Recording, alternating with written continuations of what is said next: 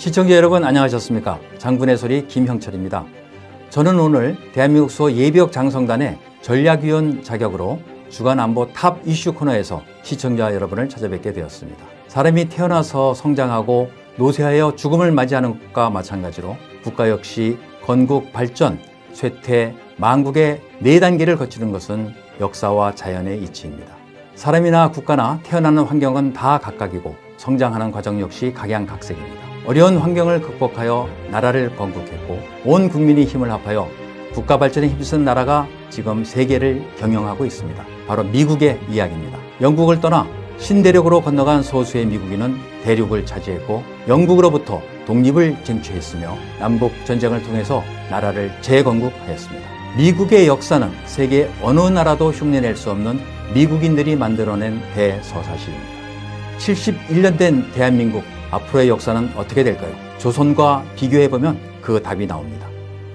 조선은 이성계가 위화도에서 회군해서 고려를 무너뜨리고 세운 나라죠. 조선은 짧은 시기에 국가의 최전성기를 맞이합니다. 이성계의 오남 이방원이 왕자의 난을 일으켜서 정권을 잡은 후 조선 최고의 성군 세종대왕에게 왕위를 물려줌으로써 조선을 반석 위에 올려놓았습니다. 그러나 그 이후 나라를 발전시키겠다는 비전을 가진 임금은 나타나지 않고 성리학에 치중함으로써 조선은 양반의 나라가 되었습니다. 그 결과는 1592년 임진왜란과 1636년 병자호란이었으며 마침내 1910년 한일 합방을 끝으로 조선은 역사 속에서 사라지게 되었습니다.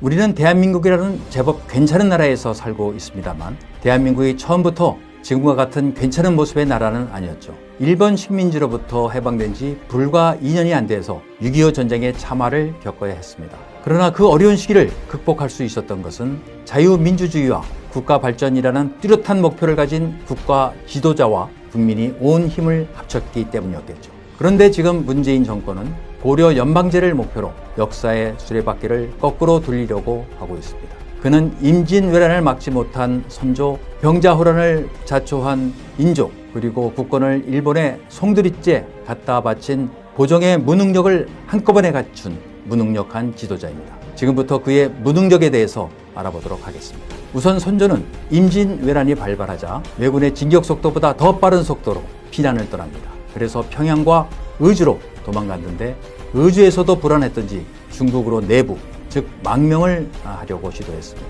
영의정 유성룡이 만류하지 않았다면 필시 그는 중국의 망명 정부를 세웠을 것입니다.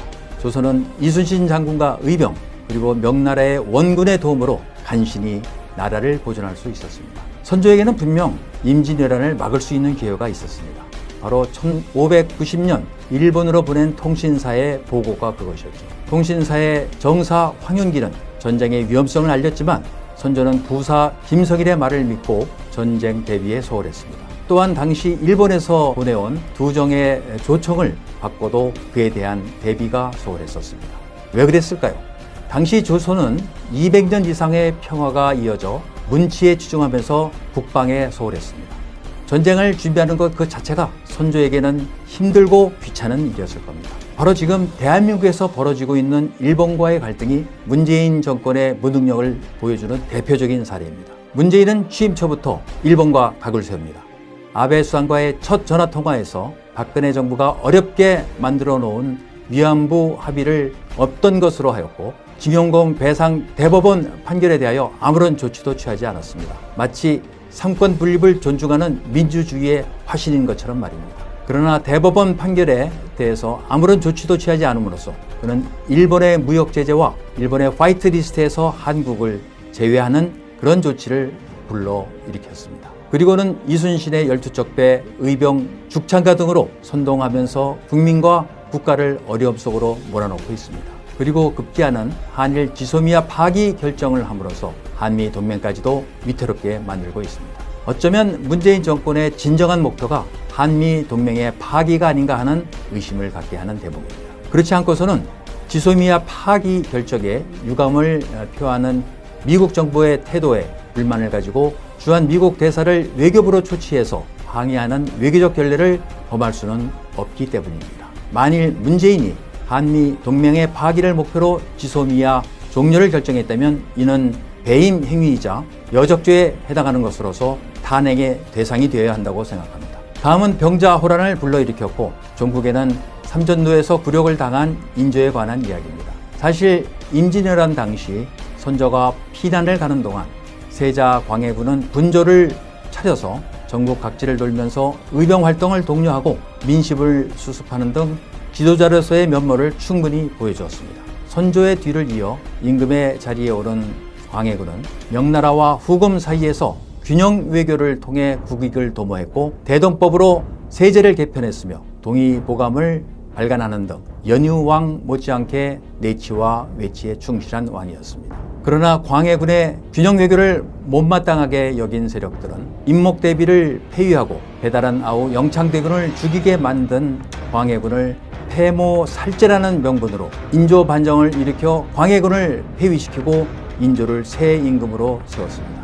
임금이 된 인조는 광해군의 균형 외교를 걷어치우고 다시 명나라를 섬기는 외교 정책을 택함으로써 결국 후금으로부터 두 차례 침략을 받고 1637년 삼전도에서 청황제에게 무릎을 꿇고 3번 절하고 9번 머리를 조아리는 치욕을 당했습니다. 박근혜 정부를 탄핵으로 내몰고 정권을 차지한 문재인 정권은 Anything but 박근혜를 국정 모토로 삼고 무조건 박근혜 정부의 정책을 부정하고 폐기했습니다. 박근혜 정부에서 일하던 장차관과 군 고위 장성들을 모두 잡아넣었고 그중 이재수 장군과 같은 대쪽 같은 장수는 죽음으로 문재인 정권의 정면으로 항거했습니다. 결정적으로 문 정권은 취임 초인 2017년 강경화 외교부 장관을 중국으로 보내서 사드 배치와 관련해서 삼불 정책을 선언함으로써 제2의 삼전도 굴욕을 치렀습니다. 북한 핵이 폐기되지 않고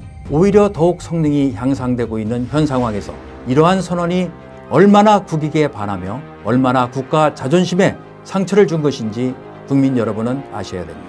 이 정부가 진정으로 국익을 중심으로 국가 정책을 펼쳤다면 북한 핵 폐기를 위해서 사드 추가 배치와 미사일 방어 가입 등으로 북한과 중국을 압박했어야 했습니다. 이처럼 외교의 ABC도 모르는 정권, 국익보다는 그들 정파의 이익에만 혈안이 되어 있는 이 정권의 부역자들은 반드시 훗날 신적폐로 처벌받아 마땅하다고 생각합니다. 그리고 마지막으로 고종입니다. 고종은 무려 44년 동안 임금으로 재위하였습니다. 그리고 나라를 일본에 갖다 바치면서도 총 한 방 쏘지 않았고 여생을 호의호식하면서 보냈습니다. 고종은 나라를 팔아먹으면서도 교활하게 그 문서에 서명을 하지 않았습니다. 역사의 평가를 두려워한 까닭이었겠죠. 그래서 조선을 망하게 한 이는 고종이 아니라 이완영을 포함한 을사오적이라고 우리는 배워왔습니다.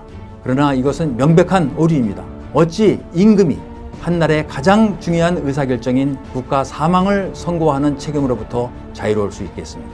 미국의 33대 대통령 해리 트루만의 집무실 책상에는 The buck stops here 라는 명패를 두고 집무했다고 합니다. 모든 책임은 내가 진다는 강한 책임감의 표시였겠죠. 1865년 미국 남북전쟁의 항복 조인식이 열린 어퍼매톡스에서는 승장인 국군사령관 그랜트 장군과 패장인 남군사령관 로버트 리 장군이 마주 앉았습니다. 리 장군은 웨스트포인트 14년 후배인 그랜트 장군에게 항복을 선언하고 문서에 서명을 합니다. 그렇지만 미국의 역사에서 로버트 리 장군은 위대한 장군으로 기억되고 반란의 수괴는 남부연맹의 대통령이었던 제퍼슨으로 기록됩니다. 리 장군이 당당히 정복을 차려입고 후배 장군에게 항복을 선언한 것과는 대조적으로 남부연맹의 대통령 제퍼슨은 그의 부인과 함께 도망치다 잡혀서 국가 반역죄로 수감되어서 죄값을 치렀습니다. 한 국가의 지도자는 그가 서명을 했건 안 했건 또는 부하들의 반역으로 나라를 팔아먹었건 어쨌건 모두 그의 책임인 것입니다. 지금 우리는 매우 중차대한 역사의 순간에 서 있습니다.